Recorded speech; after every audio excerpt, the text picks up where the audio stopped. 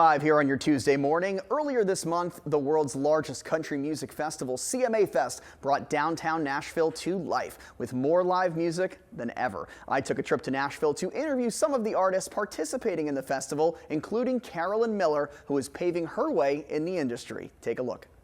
Good to see you. It's so good to see you. Looking so beautiful as always. Stop, tell me more. Looking beautiful as always a second time.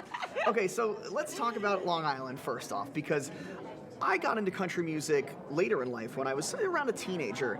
Did you grow up listening to country music on Long Island? No, absolutely not. So I initially found it through Carrie Underwood on American Idol when I was a little kid. Season 4, I watched it. Yes, 100%. And I remember watching her in the grand finale team up with Rascal Flatts, and they did Bless the Broken Road.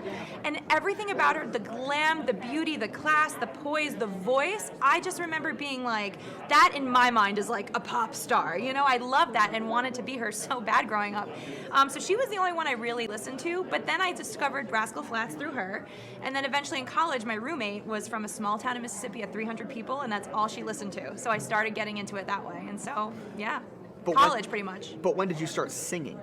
Oh, well, singing, I came out of the womb singing, but country music, I'm here I am.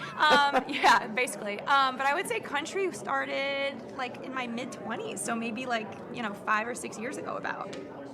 Yeah. Wow, that's crazy. The cool thing about you, Carolyn, is that you've kind of done a lot of this yourself, like very grassroots, like, but going viral. I mean, it's still, and it's just you. You're independent, and I think that's proof that this can happen. What's your take on that? You know, I always say, like, where there's a will, there's a way. Yeah. If you eat, live, breathe, sleep something, you'll figure it out. And I shared a video of a song I wrote for my husband on our wedding day, and people love it and use that song to walk down the aisle to it all over the world, which is so crazy. That's absolutely amazing. And that was 2021, and that song really did go viral. By the way, everybody, it is called When I Say I Do Today. That's right.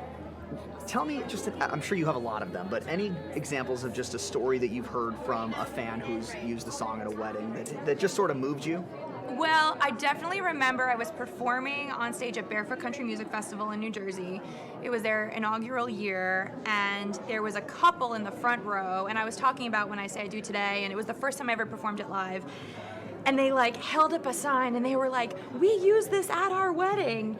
And so to be on stage about to like introduce a song that I hadn't even performed live yet and have two people in the front row be like, this is our wedding song, was like a core memory I'll never forget. Honestly, it was so special. And I was like, oh my God. And it was also at the start of my career too, where like you weren't coming across people that were like doing that a whole lot. So I remember like the world stood still in that moment. I was just like, I feel like I made it in this moment, you know? I wanted to ask you a question that I never asked you before. When you're writing a song, what typically comes first, melody or lyrics?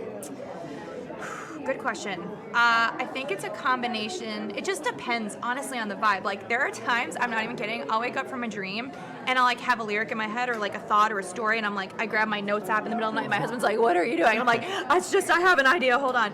And it's like a lyric or a concept or a hook. And then there are times like I just sit at my piano and I'll just start like noodling around, or I'll just start like humming something. And then there are times like I know I need to write for a certain thing, or like I'm missing this particular song, or like I want to include this on my project, and you go in with that. So then the music you're starting with is already going to be up tempo, or like I have an idea of what I want to say. So honestly, I know this is like answer, but it's just whenever the inspiration strikes, truly, and it's happened many different ways.